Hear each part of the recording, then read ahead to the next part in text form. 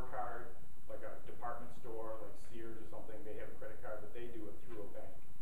So generally, credit cards are from a bank, as well as student loans can be from the government directly, but can be from banks, car loans, or a mortgage if you ever get to that point. Yeah, if you want to buy a house, come talk to me.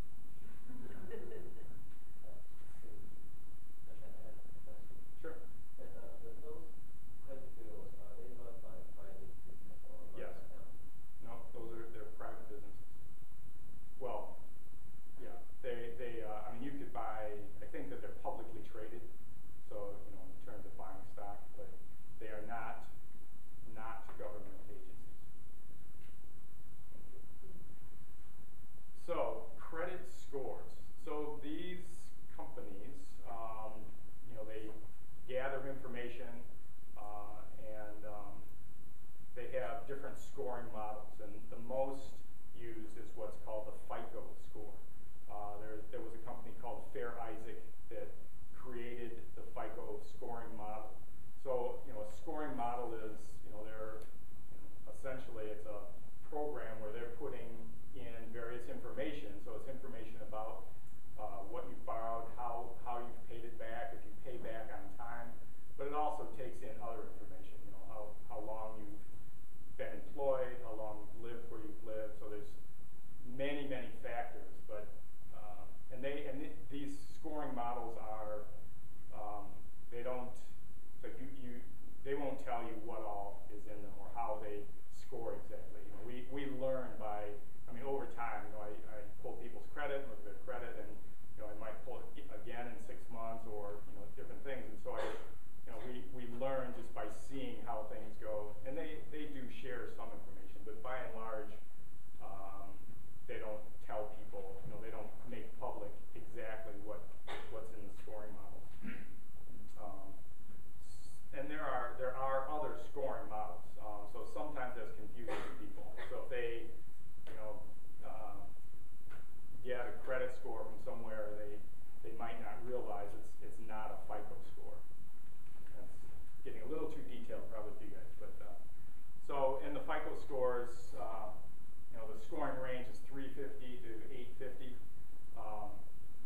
Excuse me. Sure. Those credit bureaus you mentioned, the TransUnion or those three companies only deal with the individuals, or also deal with the companies or businesses? That's a good question. As far as I know, in my experience, they only deal with individuals. Companies have there's and that that gets a little beyond what I usually deal with, but companies have other sort of tracking methods or other. So as far as I know, they just deal with individuals. I could be wrong about that. We can look that up, but in my experience, that's it. Is there legal requirement that the financial institutions to send the information of their customers to those credit bureaus? Is it legal requirement or? No. It's yeah. If you borrow money from a bank, they don't have a legal obligation, but there is in the banking world and banking community, everybody participates because it's to their benefit. If they're issuing a credit card, they're going to get information from the credit bureaus, and so it's pretty universal, pretty widely shared. And it's I mentioned not everybody reports to all three credit bureaus because it costs them money. It costs businesses money to have that relationship and to report and to get information. One last question. So those three credit bureaus, main shareholders, financial institutions or individual or governments? The credit bureaus they are not government agencies. They're not. They are private institutions as opposed to government, but they are companies I think they're publicly traded companies, meaning you could buy stock in them.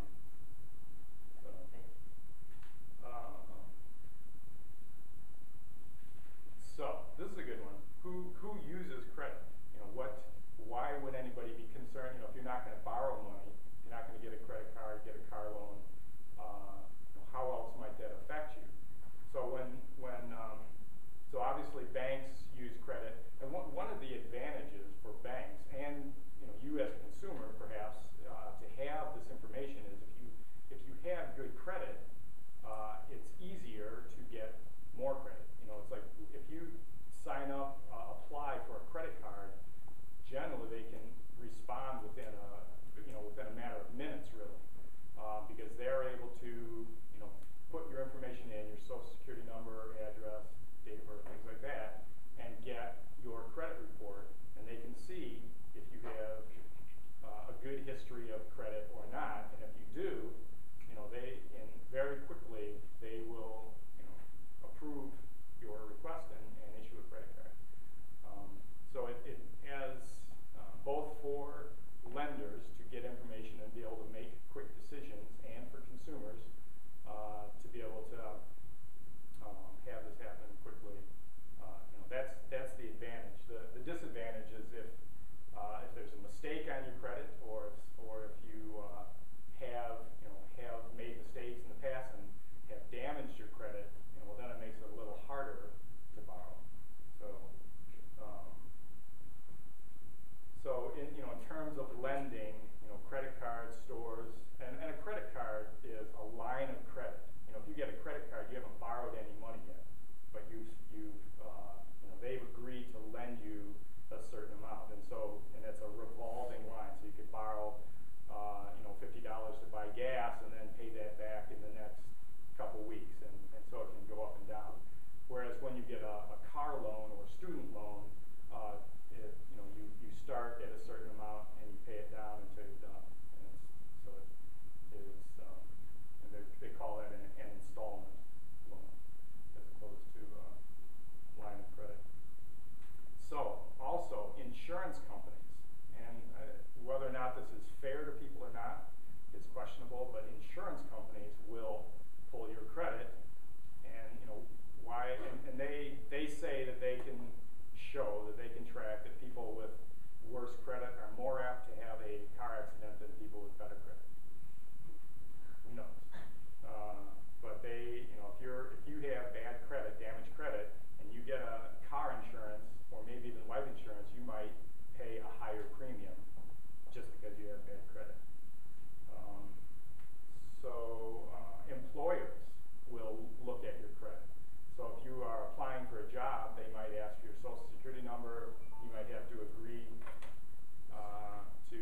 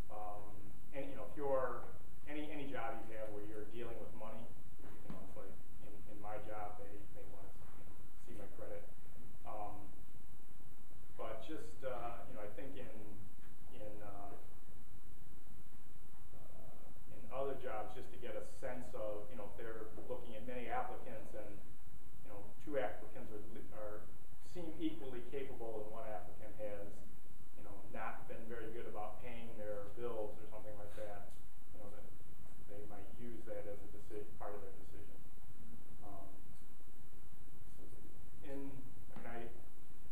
I know that companies do this.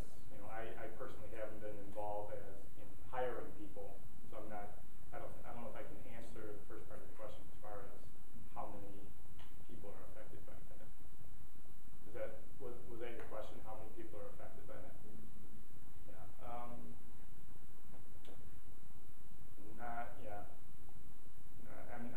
I would imagine that a statistic might be available for that, but I'm not sure. Good question. Do these companies also update the credit? Let's say you have project against people back to the bill. If you have a line of credit, well, AT&T, probably not so much. Mostly the only people who report to credit bureaus are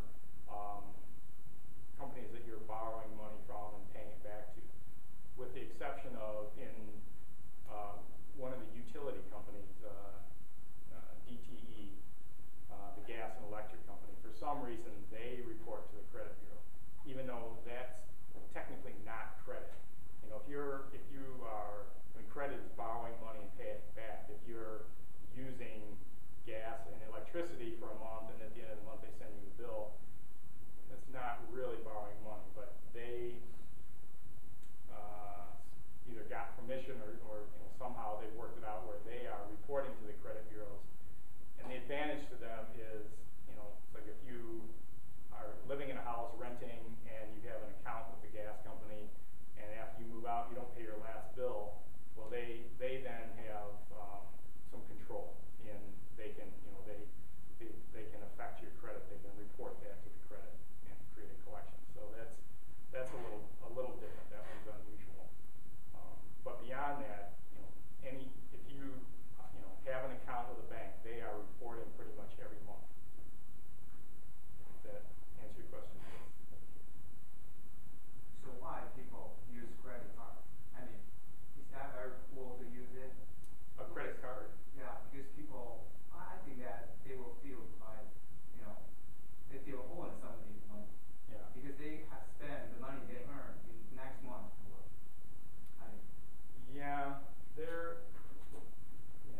The culture, this is getting a little deeper, but I mean the culture of lending and borrowing in this country is, it's gotten very popular and problematic. There's the level of personal debt in this country is really high, and it's a problem. And it's, many people are affected by that. And generally speaking, there are advantages and uses to having a credit card for convenience, but if you're, borrowing beyond your means, it can be problematic. It's like often when you're buying a house, not everybody has $150,000 or $200,000.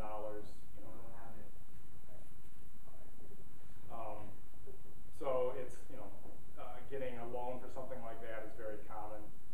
It just allows you to purchase something sooner than much later. Or buying a car. It's very common to finance a car. There are some people that don't believe in using credit at all or very little, but there's a credit card. If you want to rent a car, you have to have a credit card. You cannot rent a car without a credit card.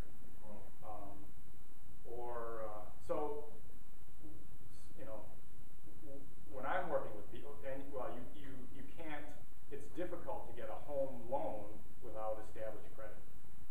It's doable, but it's much more difficult.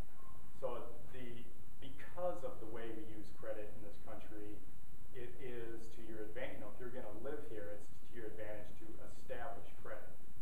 And so having a credit card, and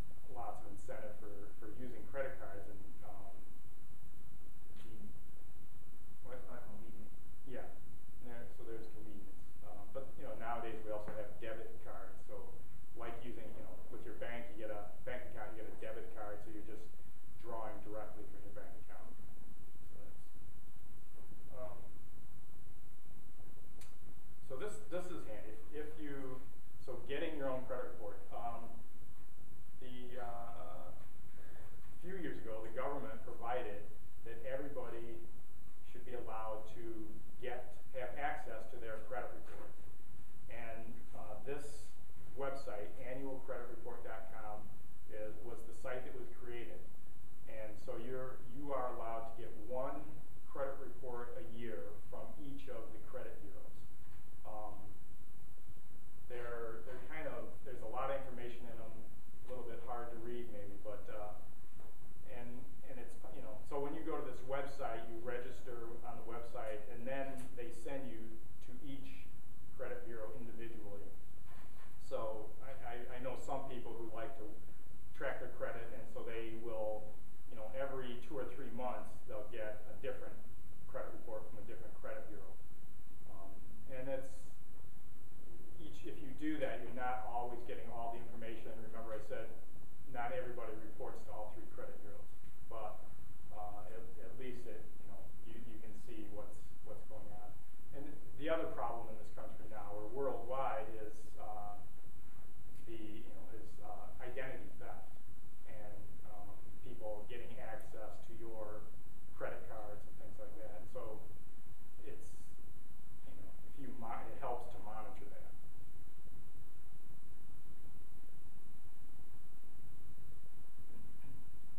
So we've already actually got ahead of ourselves, talked about this some. So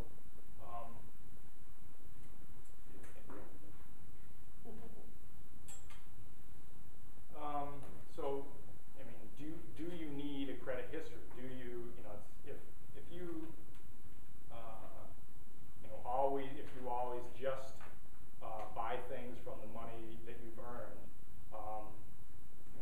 or if you have access to funds from your family, whatever, you might never need or establish a credit history. But like we've mentioned, there is the convenience of credit cards. There is sometimes a necessity of credit cards. And if you ever are in a situation where you need to borrow money, like if you are going to buy a house or something like that, having established credit is beneficial, and having good credit. If you find out that something happened somewhere and you didn't pay a bill, and now that's on your credit, there's ways of cleaning that up.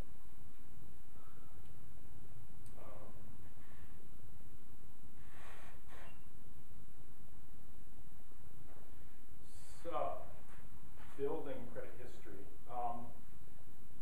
So the only way to build credit, to establish credit, is by borrowing money and paying it back.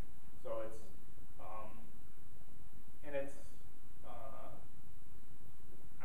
on your credit report. It looks at what has happened most recently, like within the recent 12 months or recent 24 months. Actually, I have a sheet. Do we have time to bring in the other sheet? I think so. Do you want to do that now? It's just right under that. If you just move that down.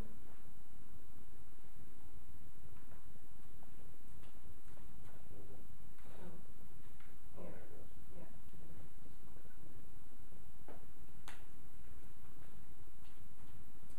So this is a sheet. There's lots of information about credit and the credit bureaus and credit scores. I mean, you can go online and find things. I've read a couple books on fixing credit, things like that. Just because in my work, sometimes people come to me, they want a loan for a house, and they have a problem in their credit report. So, I work with them, and sometimes we can fix it pretty quickly, within a month or so. Sometimes it takes, to rebuild scores can take 12 months or 24 months. So sometimes it's a process. So just some basic, as far as what makes up credit scores. Do this? I don't have a pointer. I need a laser. So obviously, the biggest thing that affects your credit scores is your payment history. A history of on-time payments, and that's when you're borrowing money, you're paying it back every month, regular payments, on-time payments, and so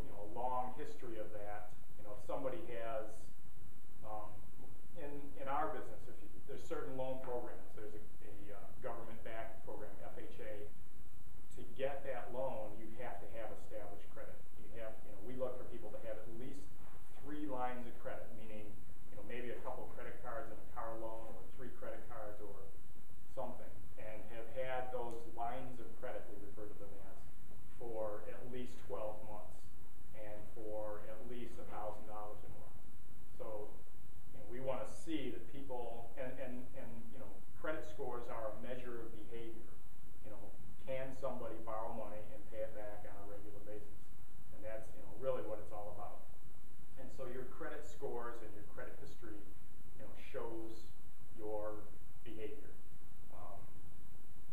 And so just, simply the ability of, having a long payment history. And so the higher scores, I mentioned scores go from 350 to 850. Somebody with an 800 credit score has a long history of credit, has had credit cards that have been open for a long time. It hurts your credit. If you open too many credit cards at the same time, it hurts your score. If you close credit cards, it hurts your score. So you have to, just in terms of managing your score. So payment history, so capacity. When you have a credit card, if you have, it's better to not use that much of it. So if you can borrow $1,000, it's better to keep that under $300 or $400. Not carry a high balance. If your balance is high compared to what your limit is, I don't know if that makes sense. That can pull down your score. That affects your score. So when we say capacity, meaning having a lot of capacity, having a lot of room on your credit card. I don't know if that makes total sense. But credit, length of credit, I mentioned having a long history of borrowing money, having, if you have an account, a credit card with a bank, having that for many years, and always, keeping your balance low, always making payments, just that strengthens your score. So accumulation of debt in the last 12 months. So I mentioned, so go over here, they look at activity. So when you have a loan, whether it's a credit card or a car loan, activity is either a payment to the credit card company or to the bank, or a draw from. So if you use your credit card, that's activity. If you make a payment, that's activity. So they look at mostly at activity in the last 12 months, a little less so, in the previous year. So if you have, anything you've done, the older it gets, the less it affects your score. And that can help you, that can work against you. I actually had somebody come looking to get a loan, and he said, I haven't borrowed any money in 2 or 3 years. I haven't had any credit cards, and he thought, I haven't done anything, so I'm going to have great credit. And I said, well, maybe not. And when we pulled his when we pulled his credit, when we got his credit report, his scores were much less than he thought, and he was frustrated. And why is that? And, so I explained to him that, well, you have no history in the last 2 years. There's nothing for the scoring model to base the score on. So on the other hand, if you didn't pay something and you have a collection, the older that collection gets, the less it affects your score. Sometimes people come to me, we pull their credit, and they've got some old collections, and they say, oh, I should pay those off. And I tell them not to. I say, if you want to pay them off, that's great, but wait till we're done. Because if you have an old collection and you pay it off, well, that payment is new activity, and so that maybe takes you from here to up to the top, and that just because you paid that off, it pulls down your credit score.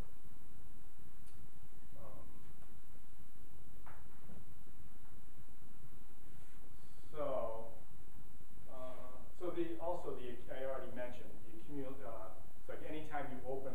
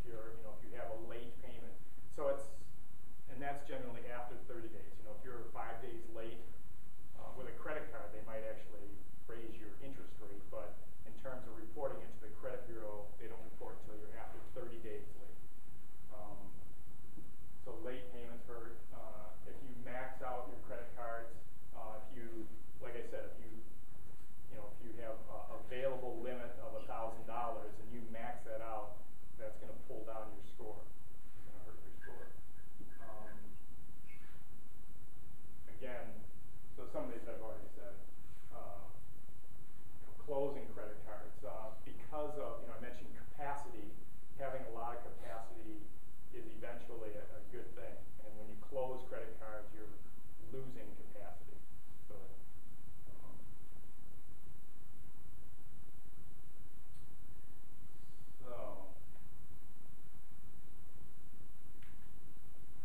any questions beyond that?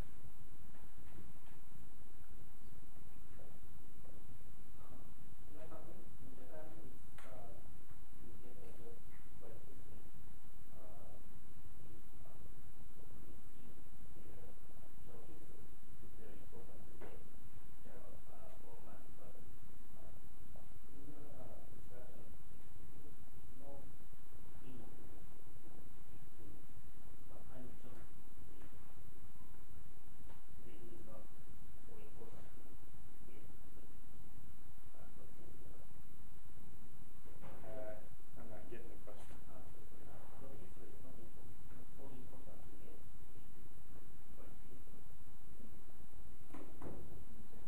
Yeah. He said in Japan, your employment history, it affects your credit report, but not here. So he's just kind of asking for confirmation. It actually, your employment history does affect your credit here, but not heavily. Not heavily. If you're, because, when on your credit report, it shows, where you've lived, has past addresses, has past employment, and so those things do affect your credit. But we, just when we're looking at reports, it's something that in terms of improving somebody's credit in the next year or two, that there's not much I can do with that. So we don't look at that so much. But I have heard that the FICO scoring model, that there's, as many as 150 different things, pieces of information that affect it. I don't know what all those are, but having, somebody with a much higher credit score probably has been employed in the same field or same career for a long time, or I think that if you've changed jobs every year, that would show up on your credit report, and that would affect your score some. Maybe related to this question. So, other than the FICO scores, what factor is the most important to lend the mortgage?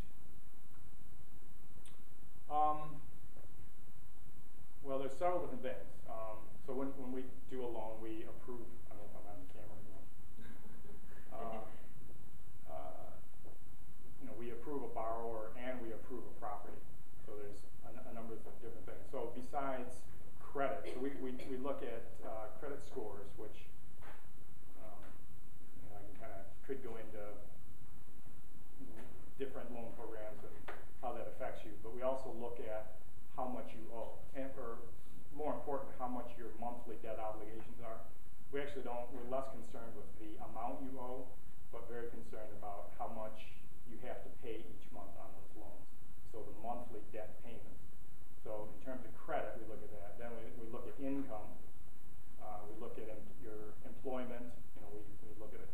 We want to see at least a couple years of employment, and we try and establish continuance. How likely are you to continue in that job?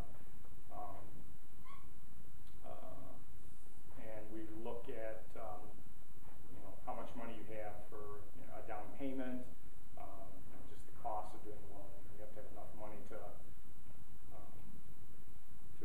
get started, to pay the cost, to pay some initial property taxes, things like that. So those are the major things. So income, employment, credit, and funds to close with. Because I think after the financial crisis, credit availability, people it's kind of getting difficult to kind of apply for the mortgage. So I heard that even for the people who has a good FICO score. Yeah. Well, people got used to. lending has, the business of lending got really loose. A long time ago, people would get applications for credit cards in the mail every month. And there was, mortgage, there were certain mortgage programs that were, where you didn't necessarily need to show income or employment, or there was a program where, if you had a good enough credit score, that's all you needed. So it got very easy to borrow money, and after the crisis, all of that changed. And so I don't know if you've heard of Fannie Mae and Freddie Mac, but those companies, they used to, if somebody defaulted on the loan, if they, didn't make their payments, the loan went bad, they would make banks who wrote those loans buy them back. Well, then they started looking through loans, and if they found mistakes or errors or improper documentation, just for that, they would make banks buy them back. And that created kind of panic and fear. So, and now there's much more government regulation as far as doing loans. And so the sum total of all that makes it much more difficult to get a loan done and approved. Just the level of documentation and scrutiny is intense. And so people who, 10 years ago they got a loan and it seemed easy, and if they do it now, it seems like a burden. They feel like this is crazy, it's so difficult. But it is what it is at this point. And it may loosen up again, but probably never. Well, I shouldn't say that, but it would be a long time before it gets as loose as it was. So how do we foreigners to apply for credit card or build credit history from non-credit history? Yep, good question. If you apply for a credit card, it's like some credit cards that are sometimes traditionally are easier to get. It's like a store credit card. If you go to Kohl's or Sears, JCPenney's, those, I don't know if it's true anymore, but those tended to be easier to get. Because you're just using it at their store. Or some gas stations, you can get a credit card for buying gas at their gas station. You could, if you have a checking account at a bank like Chase or something like that, you could apply there and see what happens.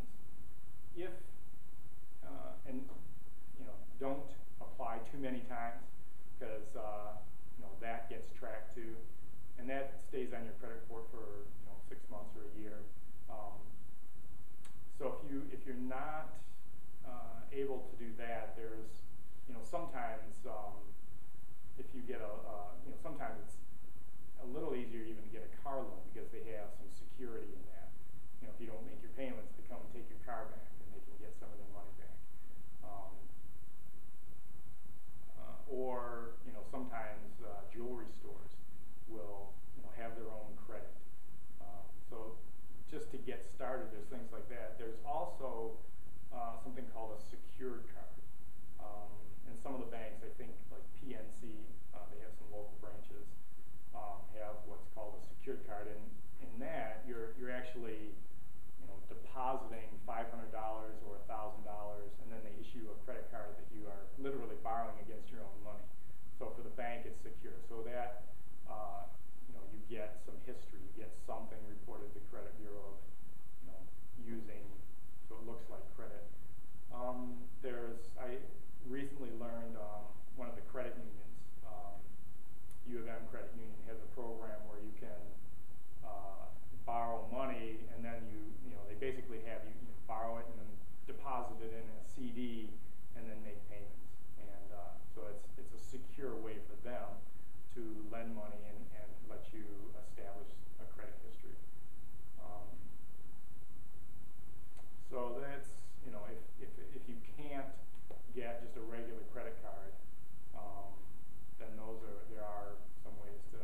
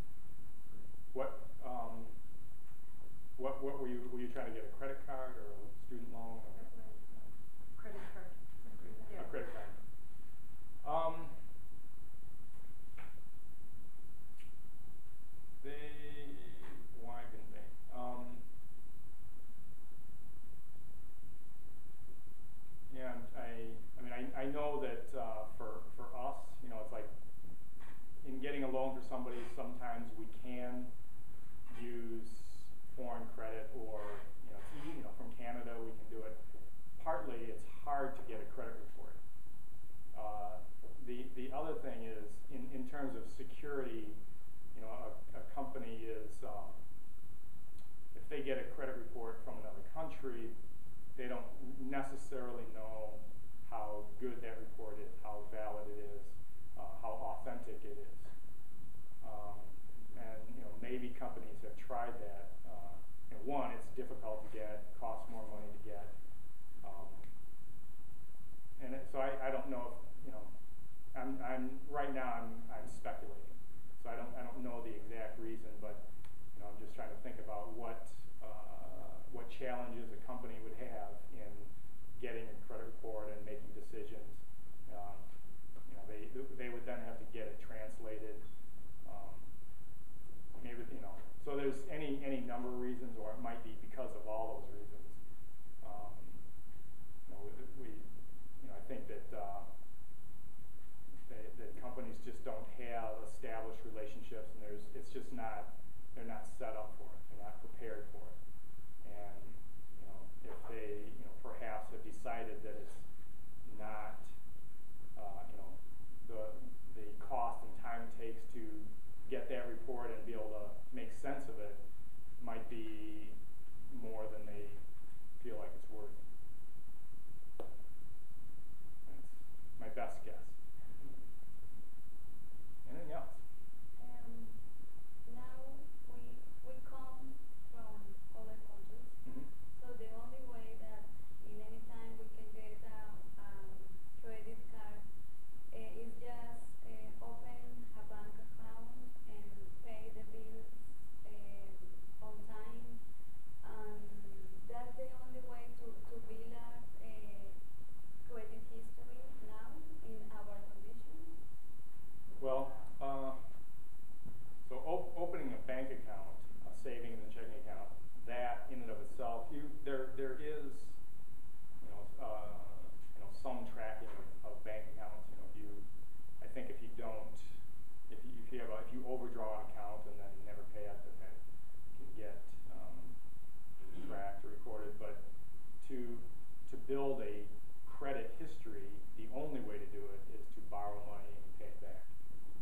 And so if a credit card company won't, if you can't get a credit card, you might, like I mentioned, the secured card, or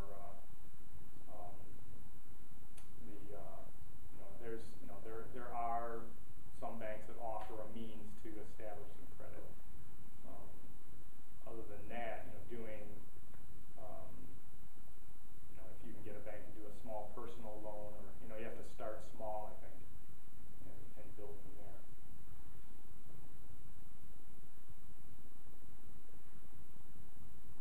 But yeah, the only way to get a history is to yeah. I just wonder, debit card record our credit history? A debit card does not. A debit card is those do not get reported to the credit bureaus. A debit card is like a check. It's like writing checks, and so they don't. In that you're not actually borrowing money. It's just a. What? It's enhancement. Yeah, so you're depositing money in your account, and you're, just like writing a check, you're spending that money. So you're not borrowing money and paying it back. So that does not get reported.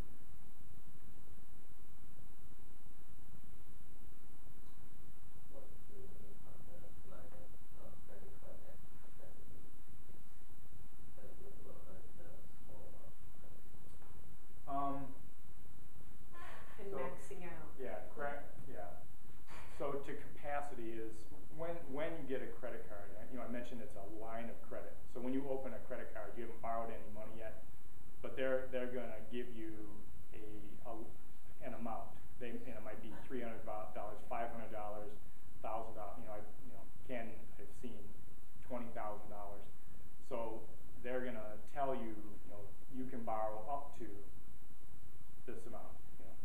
$1,000 or whatever it is.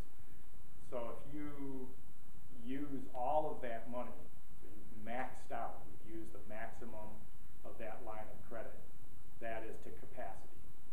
And you only have so much to use, and you've used it all. You've used it to capacity, or you've maxed it out. You've used the maximum. You shouldn't use it to its maximum. Yeah, I mean it's in terms of, so that if you, well, let me qualify it. If you're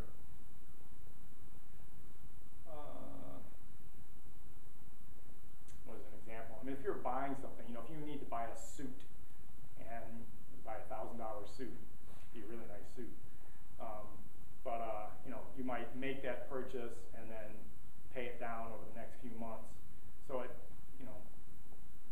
having available credit is, better used for emergencies or things like that, where, some people have gotten caught, maybe they lost their job or something, and they're buying groceries and paying bills with their credit card, and they max out, and, hopefully, it's like they're hoping they have a new job by then and can then pay it back. But it gets, borrowing money there's risk. It can be dangerous to you, because if you, borrow more than you're able to pay back, you're in a bad situation. So if having the ability to borrow money, becomes a responsibility for you, where you, and so it's, using it effectively, using it smart. So it's, having the ability to borrow money is a good thing. Using all of that is not necessarily so good. I mean, if you, like I said, if you have a big purchase and the only way to do it is, to borrow that money and buy it, but knowing that you can pay it back over the next few months, that's reasonable, that's responsible. But if you, use your credit to capacity and leave it there, and so, every month you're paying interest on all of that money, it gets expensive. It is a risk not directly damaging the score. Well, having anytime if you have a credit card, anytime you get over about 50%, if you have a maximum amount that you can borrow of $1,000, you get over $500, it starts to pull your score down. It does affect your score. If you pay that down, pay that card off, your score will rebound immediately. Or relatively. I mean, when I say immediately, the credit card company, you might make a payment to the credit card company and pay it off. It might be 20 to 30 days before they report to the credit bureau. So when I say immediately, within the next month or so, month or 45 days. Also, curious about what is shopping for credit excessive. Every time you apply for a credit card, so you're giving them permission to pull your credit report. They call that an inquiry. So if you have, if you're trying to get a bunch of credit cards or having trouble getting credit, and you keep applying for credit cards, every time a company pulls your credit, that goes on the report. And if you have too many inquiries, that's every time somebody looks at your credit, they're gonna say, well, why is he having so many? Why is he applying for so much credit? So that those inquiries become sort of a red flag, become a warning, or and inquiries stay on your credit report for about a year, and then they fall off or disappear. So applying for too much credit, shopping for credit excessively. So too many inquiries will pull down your credit score. Each one affects your score a little bit. So if you apply for a couple credit cards, that's no big deal. But if you're having trouble getting credit and applying everywhere, or you're trying to get a bunch of credit cards so you can borrow a bunch of money,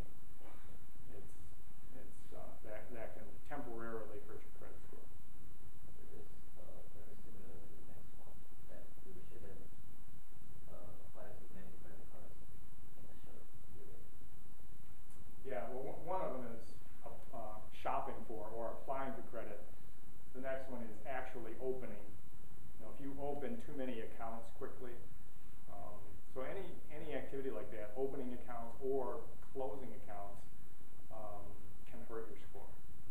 And so, and in this, when I'm working with somebody, somebody's trying to get a home loan, they're sometimes the credit issue is sensitive, and I don't want them to do anything that's going to affect their credit report. So it's because sometimes people will make the mistake of they're buying a house, the loan is almost done, and they've gone out and bought a bunch of furniture. So now they have new credit debt, and sometimes we will order a credit report close to the end of the loan process, and if now they have buying a bunch of furniture and opening new debt like that, one, can affect their credit score, which could hurt their loan. Two, now they've borrowed a bunch of money and have more debt payments, and that can hurt them. So it's part of this is letting people know, it's like while we're trying to do a loan, don't do anything. Don't change your credit. So a lot of this, with credit scores, everything is sort of temporary. They can change, and anybody who has bruised or bad, damaged credit, it's repairable, and you can bring your scores back up. So everything is repairable in time. Sometimes it can take a couple of years to bring your scores back up after defaulting on loans. I had identification such as passport or international things, but the credit company told me that I couldn't make credit card because I don't have a social security number. Why credit companies regard social security number as important? Well, that's the main thing that they track credit on is Social Security number. Yeah, and again, back to if I wanted to borrow $10 from you, and I'll tell you I'll pay it back next week sometime. Your risk is, well, am I ever going to see this guy again? Is he going to pay me back? Am I ever going to see my money? So a business, a bank that is in the business of lending money, so it's risky for them to lend money. They don't, they hope that they'll get it back, but things can happen. So if they're looking to lend to somebody that is not, particularly established in this country, not even having a Social Security number yet, that's too risky for them. Can these guys get a social security number? I don't know. No, it's not international here. International system. The teacher said that in the international orientation. That you can get a social security number? Unless we get paid. Oh. We get So you have to be employed? Yeah, employed to get a. Yeah, because you actually can't, it's hard to be employed without a Social Security number. So usually if you're here and seeking a job, that company will help you get a social number, I think. It's about visa. Yeah, right. So.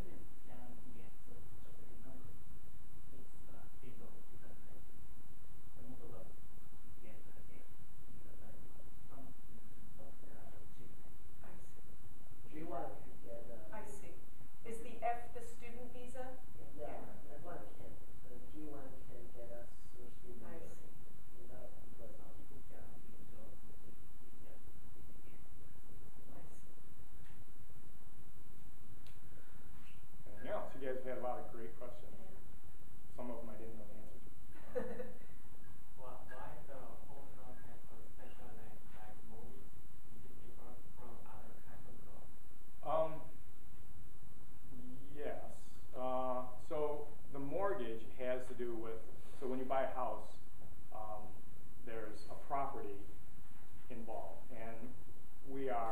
to create what is a lien against that property. So the loan is recorded with the county that property is in, and so you know, that loan stays with that. So the more it's you know, the loan is you know, has security, has the house, the property connected to it, and so you know, somebody cannot sell that property without closing out that loan, without dealing with the loan.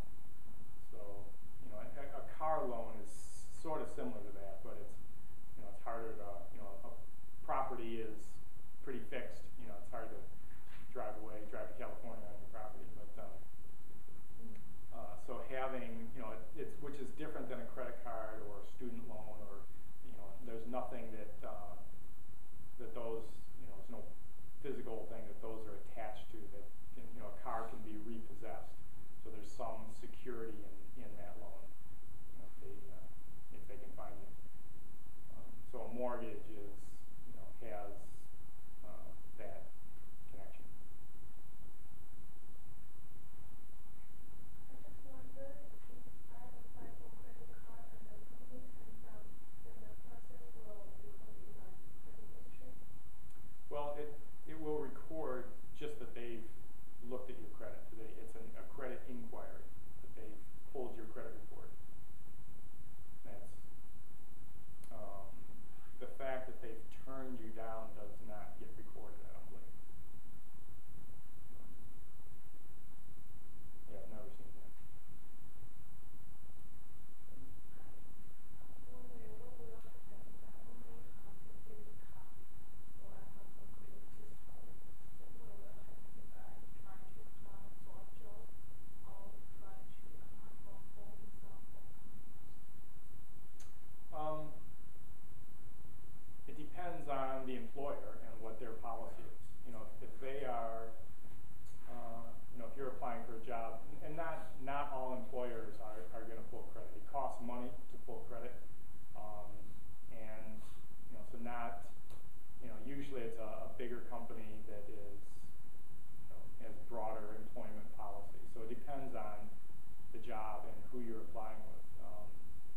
So they may not require, you know, they may not pull credit, they may not require that. If that, if on the application they're asking for a social security number, and you know there will probably be some language there saying, you know, that they have the right to pull your credit report, then you know, and at that point, you know, you might ask them, say, well, I don't have credit history, you know, so it's there's I mean, it's each company has their own policy. So maybe one more question and then we'll wrap up, if there is one more. How to change the revolving debt under very different kinds of. Well, revolving debt is like a credit card. So you can, you know, you have a line of credit, you can borrow money, pay it down, you know, you can keep that line open for extended period of time. Installment is like a car loan or student loan, or you know, where, you know, you borrow a certain amount and you pay it down, and once it's paid down, it's closed. So that's installment, and revolving is sort of ongoing, goes up and down. So I don't know if the word revolving is the best way, but to describe it. But so. It seems to be very different kinds of loans. So are they interchangeable as a strategy that I can use revolving debt, or if I want to pay one thing, I can choose to use one thing at this time? Interchangeable. Generally, I would say not, because if you get a credit card, I'm not aware that companies offer the ability to create, you know, turn that into an installment loan. There's rare instances in finance world, there's something they call home equity lines of credit. And this is getting too detailed, but there are some of those, because that's a home equity line of credit is like a credit card, but it's secured against your home. And they have a 5 or 10 year period where you can borrow against that, like a revolving line, and then at the end of that, it turns into a installment loan. So that's, other than that, generally they're not necessarily interchangeable. I mean, you might be able to get a personal loan that is an installment loan and pay off a credit card, something like that. But other than that, and it's in information for credit. They say that installment loans are stronger, but by and large, I don't see a huge difference in people's credit scores because of that. Is that it? Unless there's another pressing issue you want to discuss? Do you, Okay. in a mortgage, do you loan 100% of the cost of the house, or people have to have any saved money for buy the house? Generally speaking, there's different types of loans. There are a couple loans that allow you to go up to 100% to finance the entire cost. One of them is, we call it the VA loan, which is only available to veterans. And then there's another one that is another government loan through the Department of Agriculture, USDA. And they, so if you're buying a house in they call a rural area, so not in the city, so there, it's sort of limits to it, but that loan will finance 100%. Other than that, there's, you can do 3% down, so you can finance most of it on most loans. So there's a lot of variable. You guys have been great. A lot of great questions. So I really appreciate it.